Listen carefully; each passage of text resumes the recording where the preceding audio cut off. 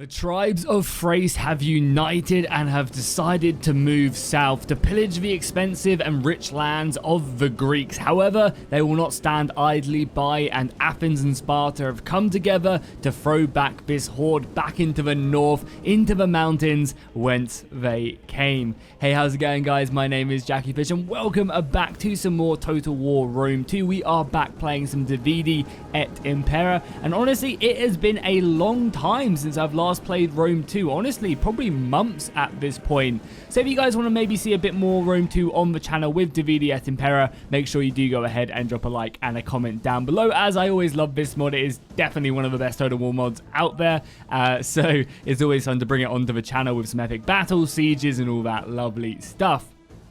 So if we take a look at the battlefield, you can see obviously we are playing with the larger battlefield mod so that these huge armies can actually find their way onto the battlefield and not get completely overrun by just sheer space. On the left flank for the Thracians, we have a handful of these skirmisher horses. Obviously they're javelin based, so they're going to be just like kind of lobbing in missiles, trying to really weaken down whatever they're fighting before the engagement does kick off. Over in the center, we have a couple units of spearmen supported by their archers. Obviously, these are just basically here to stop any cheeky cavalry charges coming in and smashing into these missile lines very, very effectively. Then on the front line, we do have some of the medium melee infantry. Again, a pretty standard front line with some javelins to soften up any charges that do come in. Then we also have some of these elite Thracian two-handers, which you can see moving up. And I have been told as well that, like, apparently two-handed infantry like this is really the meta right now. Apparently they just perform very, very well, so you're probably going to be seeing a lot of them scattered in these battles. We have some more of this medium melee infantry supported by some more archers, and I guess we'll be seeing probably a very similar rank over on this right-hand side for the other Thracian force, with some more heavy cavalry there with the Thracian general.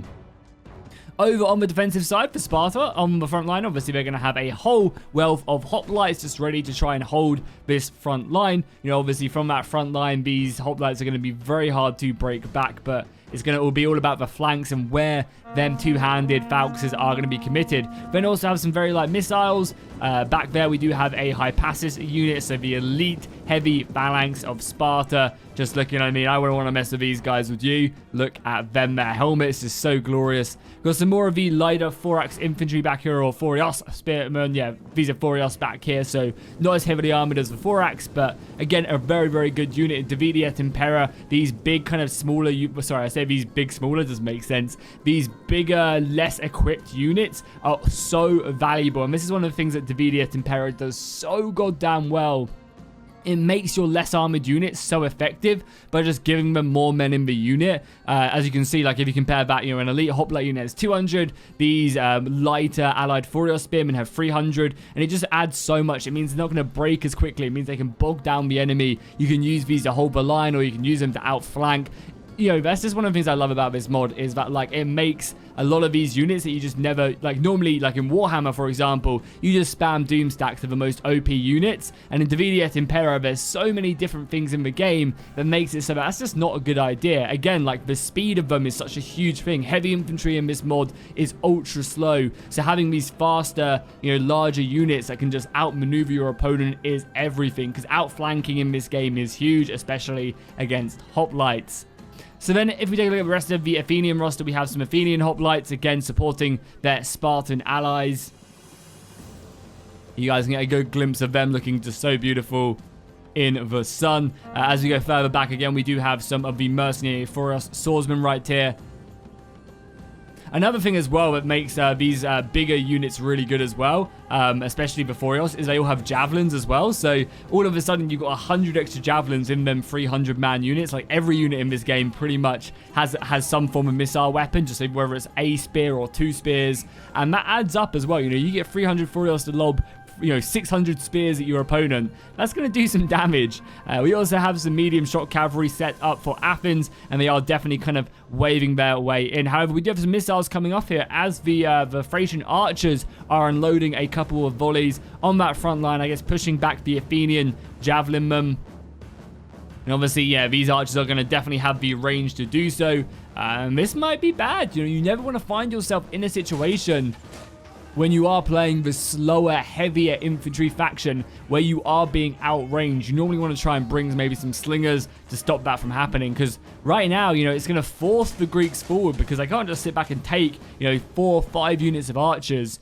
And then all of a sudden, kind of this very good defensive faction is now having to push forward out of their comfort zone. As I said earlier, like, infantry is slow, so that means that there's going to be disorganization. And then that's when these kind of, you know, more barbaric factions can really take advantage of that. The Spartans, though, however, are seemingly just kind of taking the hit. Again, these hoplites aren't going to go down that quickly. You know, they're going to take volleys. And it does seem like the majority of the missile fire is really focused on these javelins.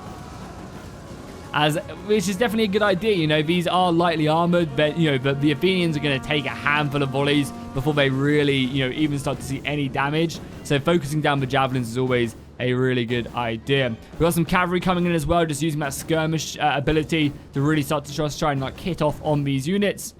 And again, they are lobbing into these, you know, light infantry, very light spearmen, who I assume are basically here just to help support cavalry.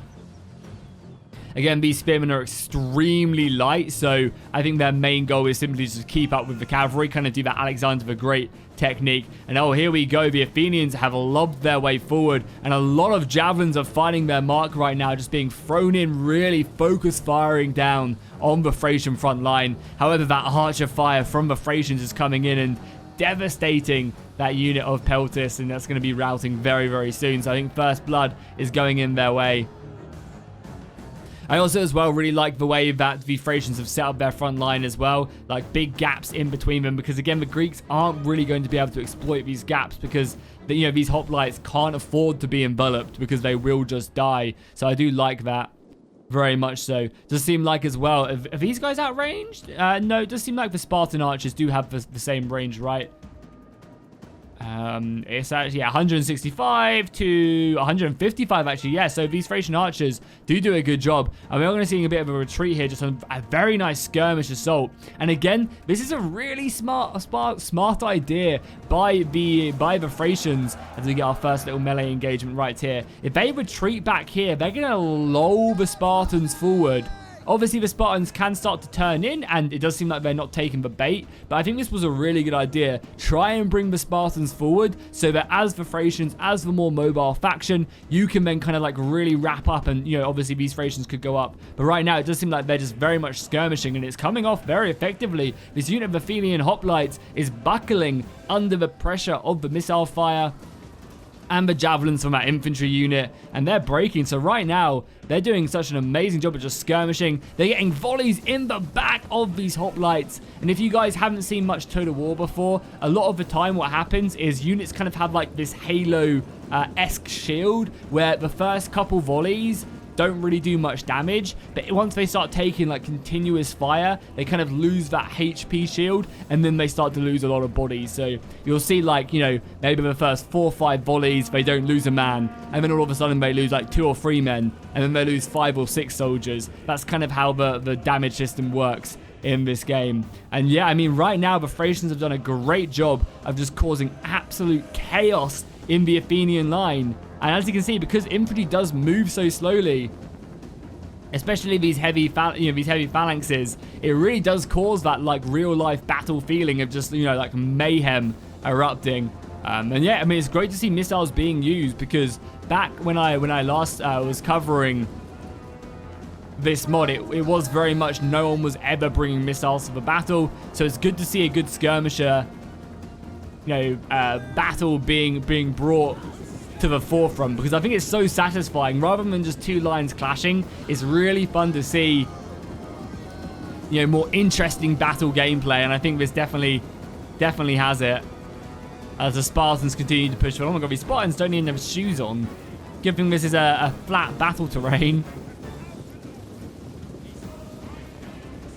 And you can just see them pushing forward, and the Thracians are just using all the distance that they have. However, they are going to be finding themselves backed into a corner soon. So I imagine, you know, they are trying to avoid redlining as best as they can. But we are seeing some cavalry maneuvered around right now. We have some of the Thracian missile cavalry being brought all the way down to the right-hand side. And they're going to be circling, I think, again, just really fighting this very, like, kind of large-scale battle. And the missiles are coming in again, just really trying to get their money's worth, I think, as another volley comes in. Just trying to hit away as many of these guys as possible. A lot of the time as well, it's actually a pretty good idea to try and hit some of these lighter, bigger units. Yes, it does absorb, but just getting these guys out of the way is always very effective. And you'll be getting a lot more kills if you focus down a unit like this. Does seem like the Nova missiles are going to be going in on this Athenian hoplite unit, which is down to 197. I imagine this next volley, will really start to hurt. Luckily, you know, this is a heavy unit, so able to withstand, only losing about 3 men in that volley, which isn't too bad. Another volley is about to come flying in.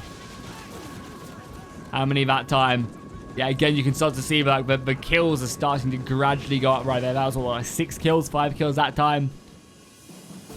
Oh, and there we go. It seems like a big cavalry push off there, trying to harass off the Spartan horsemen who moved in. I assume they were going after some missiles, and then some spearmen break their way forward right onto the Spartan line. However, I don't think the Spartans have to worry about too much from this initial engagement. However, I'm not sure if they're in a hoplite wall. Yeah, it does seem like this unit of Spartans wasn't actually in a defensive hoplite wall, as they all whip out their swords. Because it is actually a formation you do have to click on. So seemingly being pushed off. On the right-hand side as well, we do have just some more Thracian missiles. I don't really know how this unit of missiles has made its way around, but it is getting cut down as it pulls through. Pulling through in this game is extremely costly, which makes it an interesting tactic.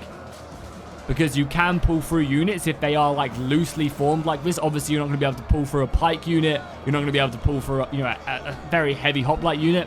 But these lighter units you can just like drag click a unit through, but you take a lot of casualties. As you can see, this unit was 25 men, against a very weak unit as well. And it's going to find itself completely surrounded. There is no escape for it whatsoever as the Spartans move in to cut them off. However, the Thracians, oh my god, they're actually just still moving through as well. That is hilarious. Day 165 and they still have not noticed. I think the end of the rope will be very, very soon though. For the Thracians, they don't have a lot of way to escape. They've done so much damage that they really have. Getting these volleys into the back as the Spartans try and reform. That's 7 kills on this unit of Spartan hoplites. And another volley is going to come in momentarily as well. Luckily, they'll turn to face that one, but already taking... Oh my god, the casualties on this unit. They just look like 20 men from that volley. That is brutal. That really, really is. And there you go. This unit of Thracians have now been getting engaged. However, we are seeing units being pushed in, but this is working in such good favor. Like, this is such a disruptive part of the battlefield. Luckily, the rest of the formation has now formed up.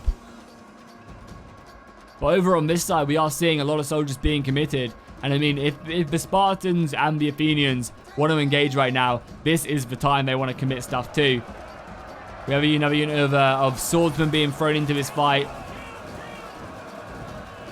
It seems like they're pushing back from here. Maybe their unit's routing? No, they're falling back. I mean, obviously they don't want to get, kind of bogged down by the missiles. But surely this is what they want. They want to force a melee engagement. So I would only assume they would start to commit units to this, Force the Athenians to have to commit more. Because, otherwise they're just getting shot to pieces, and this fight is not going in their favor. The Thracians are just using them skirmish tactics so effectively. And you would assume that the Spartans would be like, okay, cool. You've committed these units, so I'm going to go like this, cover that unit there, shift down my battle line as best as I can, and then force the Thracians to be like, okay, if I don't commit more units here, then I'm going to lose this chunk, and I don't want to have that. So then the Thracians then commit soldiers to this fight, and then all of a sudden you've got what the Greeks do want. Luckily over on this side, though, that the Greeks have been able to commit in. But again, it doesn't seem like they're in a hoplite wall. Maybe they're deciding against it. There you go. I think they've just formed it now. Yeah, they've just formed the hoplite wall.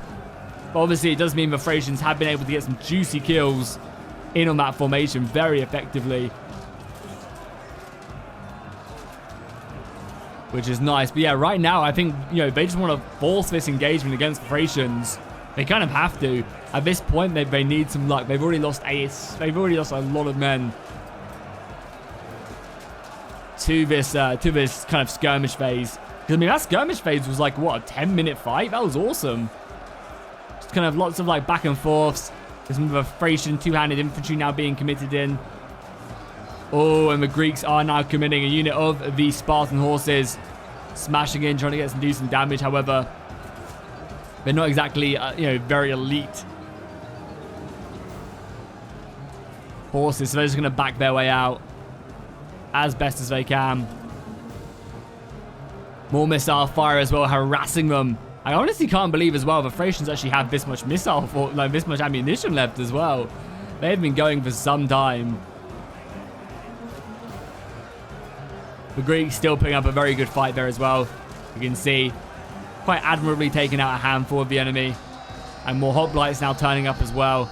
However, again, this is kind of vulnerable because you immediately see them pushing into position to try and outflank this. Even just hitting this hoplite unit in the side is still going to do decent damage to it. Especially, these Thracian Falx units as well who'll be charging in. Like, these guys will tear that hoplite unit apart from the side and from the back. They just have such great armor piercing. And the Spartans haven't been able to close this off. So, yeah, even though you've committed this unit, like, it immediately is getting surrounded. I wonder how well this unit will do from the front against the hoplites. We'll have to come back here and take a look, because I imagine it'll do decently, but still going to be a hard fight. And already the Spartan line is buckling. A nice little cavalry charge right there into the side of the lighter Helot Spartan infantry. The Athenians aren't faring much better as well. The cavalry is still roaming around. Got some more spearmen here. I mean, they could really try and close off the Thracian cavalry. But it's very much the infantry fight that they need to go in and commit in. And yeah, as I was saying, this is exactly what you want to do with your cavalry. If you don't have the superior cavalry, try and skirmish it down. However, it does seem like they're going to be going in for a charge, maybe? No, just lobbing javelins at them. Another volley going off. Able to do some decent damage there. Yeah, just wounding a handful of them. The Athenians are pushing through in certain areas, able to actually kind of just use their kind of bigger number groups to really hold the enemy in place. But I think across the battle line, the Thracians are doing a pretty good job. However, that Spartan general is stuck in right now.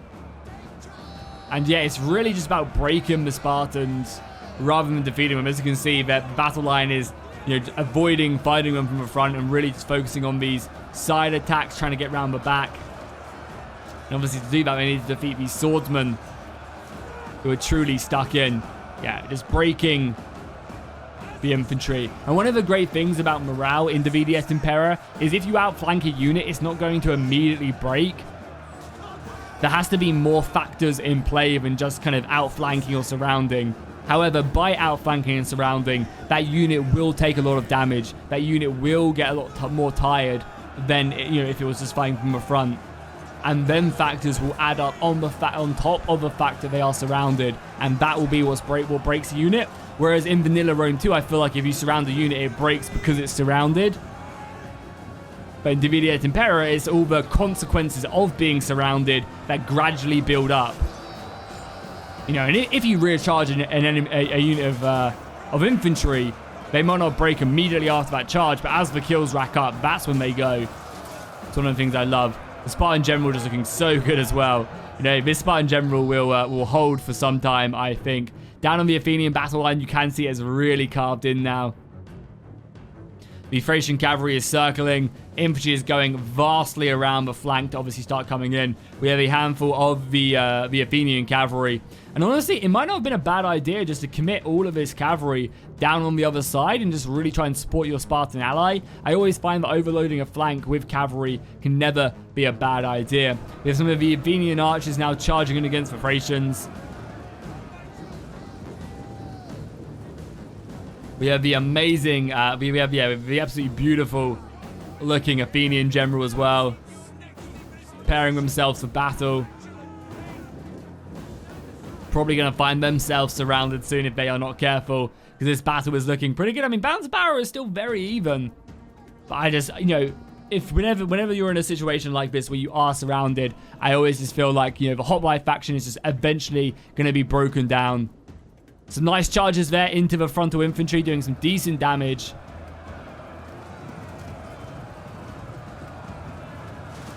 Oh, that was a nice volley as well as they pulled out of there. But obviously, the two-handed infantry is going to be able to start racking up some kills as they pull out. And a lot of Athenians are breaking. We have an absolutely surrounded unit of Spartans who are able to kill a lot of his horse that have been committed to the fight, but still not going to be enough. Yeah, and as soon as this unit of light spears breaks for the Spartans, you're going to have a lot of Thracians all of a sudden coming in, just hitting the, the Spartan general from multiple sides.